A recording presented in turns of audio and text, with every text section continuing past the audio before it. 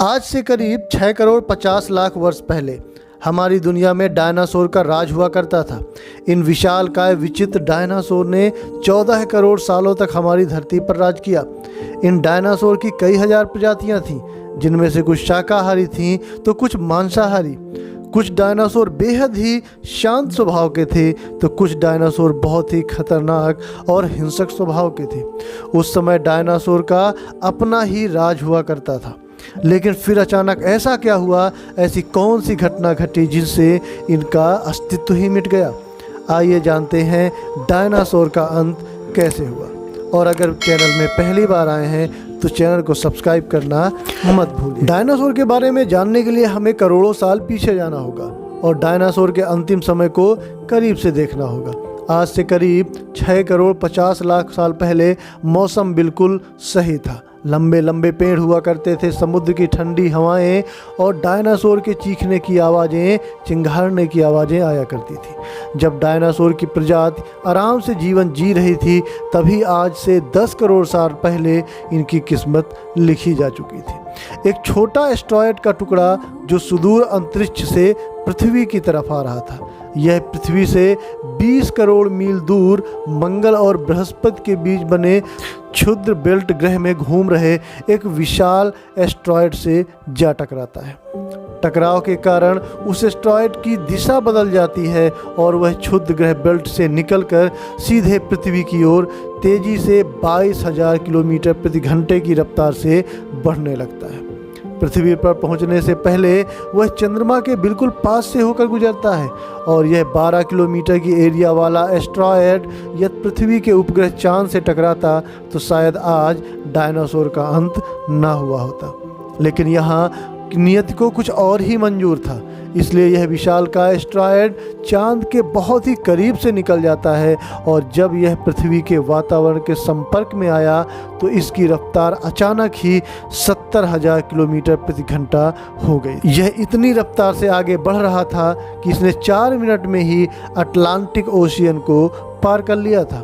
पृथ्वी के वायुमंडल में आते ही घर्षण की वजह से यह खतरनाक आग के गोले में बदल गया। इसकी चमक इतनी ज़्यादा थी कि पृथ्वी के जीव इसे देख नहीं पा रहे थे, लेकिन इसकी गर्मी को महसूस कर रहे थे।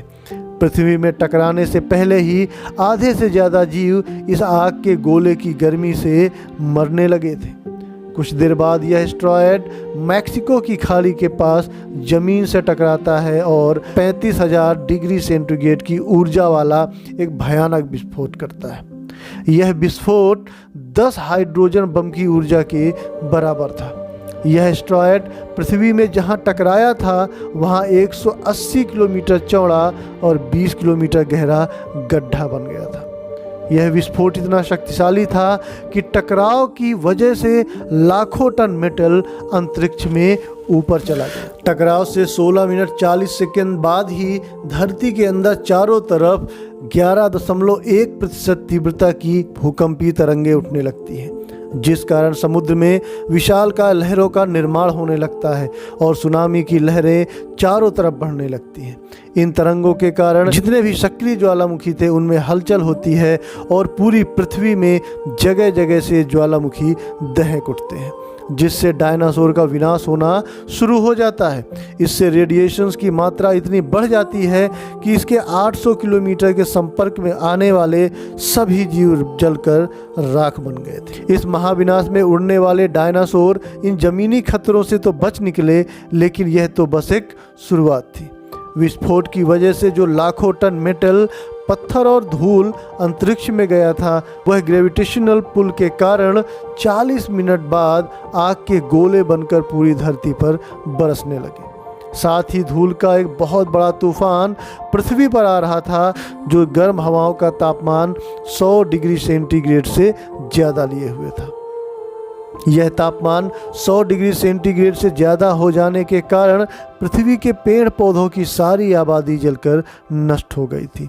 विस्फोट से 90 मिनट बाद धरती का तापमान 200 डिग्री सेंटीग्रेड हो गया था। इससे धरती की 90% प्रजाति पूरी तरीके से खत्म हो गई थी।